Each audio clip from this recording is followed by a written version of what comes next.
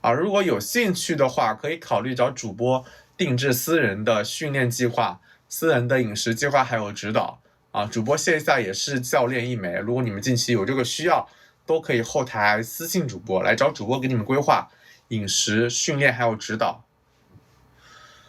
对啊，那如果你身體恢復得過來，沒事兒，你去試一試。如果你已經很疲憊了，就不要去練了，能明白嗎？然後你每次訓練控制在1個小時左右，然後你要真的是1天2練的情況下，你的總訓練時長，你每次訓練時長去壓縮一下啊，40分鐘，一趟訓練40分鐘左右，2趟訓練就是80分鐘，也不多，對吧？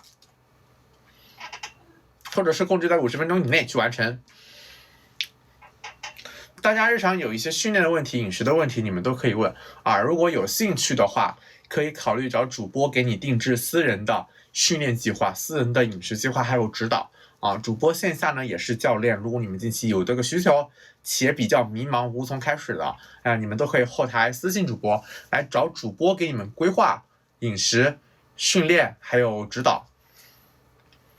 謝謝可以了的分享，感謝分享啊，感謝分享。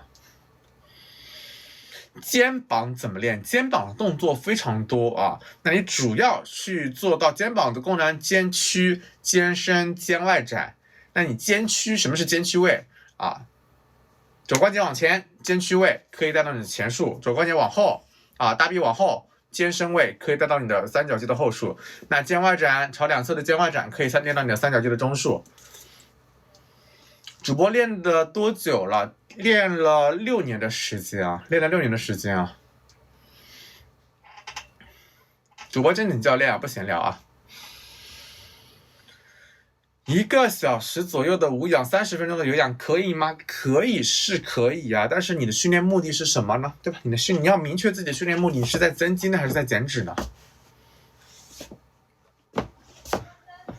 大家日常有一些訓練的問題、飲食的問題，你們都可以問。如果有興趣的話，可以考慮找主播定制私人的訓練計劃、飲食計劃和指導啊。練前可以跑步30分鐘，可以5到10分鐘啊，不要去過度的消耗你的體能的。增肌過程中減脂可以啊，有熱量缺口，且你的熱量缺口在500大卡以內啊，热量缺口在500大卡以內，能做好系統的訓練啊，且你是新手小白，你的增肌減脂大概率能同時進行啊，大概率能同時進行啊。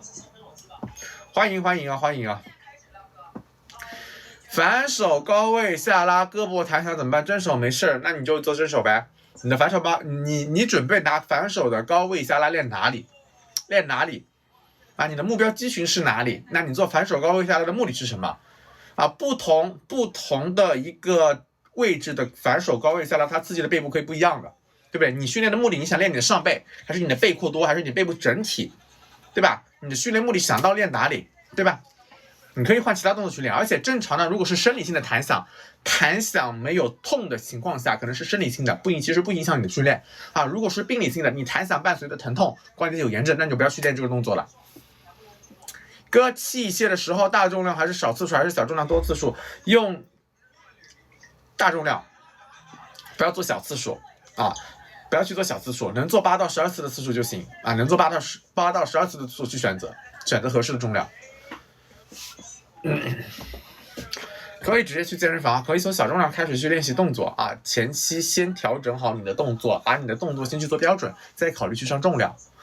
167 64公斤，目前肚子還有1個指頭的脂肪，要增還是減？我40了，有沒有訓練基礎？如果你有一定的訓練基礎，你可以考慮減脂啊，考慮減，但減脂並不是代表減重，記住，減脂並不代表減重。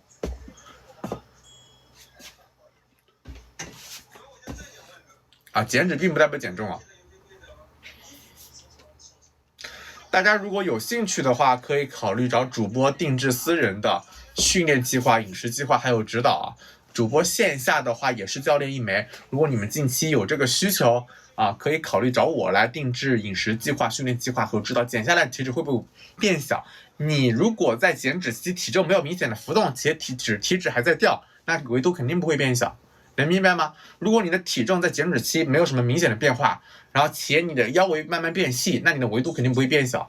多少錢？3個月的時間是599，3個月的時間是599。主播會根據你的個人情況去給你規劃，具體的飲食訓練還有指導啊，也會階段性去給你做更新和跟進的。感謝關注，感謝關注，感謝關注啊！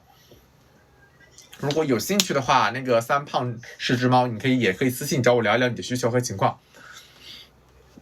謝謝安妮的關注啊，謝謝關注。大家日常有一些訓練的問題、飲食的問題，你們都可以問。有訓練飲食的問題，大家都可以發公屏上啊，跟主播互動聊一聊。如果你們有興趣的話，可以考慮找主播給你們規劃啊，找主播來給你們規劃具體的飲食安排、訓練安排還有指導。且你們現在也比較迷茫，也可以開始鍛鍊啊。體重不變，維度不變，減碳水嘛，你可以是碳水健將，可以是碳循環。那你的话，在整體的一個減脂邏輯是什麼呢？有热量缺口。啊，有热量缺口的情況下，你的訓練重量水平不掉，那就能滿足你正常的減脂需求了。皮膚白是天生的，如果你自己不會去做，你可以考慮來找我去給你規劃規劃啊。但前提建立在你是有訓練基礎的，你可以去試試減脂。如果你沒有任何訓練基礎，那你前期啊，我還是建議你增肌為主啊，增肌為主啊。感謝關注，感謝關注。好，然後主播今天就淺的播這麼一會兒啊，大家如果有興趣，近期想找主播定制飲食計劃、訓練計劃的，都可以後台私信主播，然後主播先下播了啊，拜拜拜拜，感謝關注哦，感謝關注。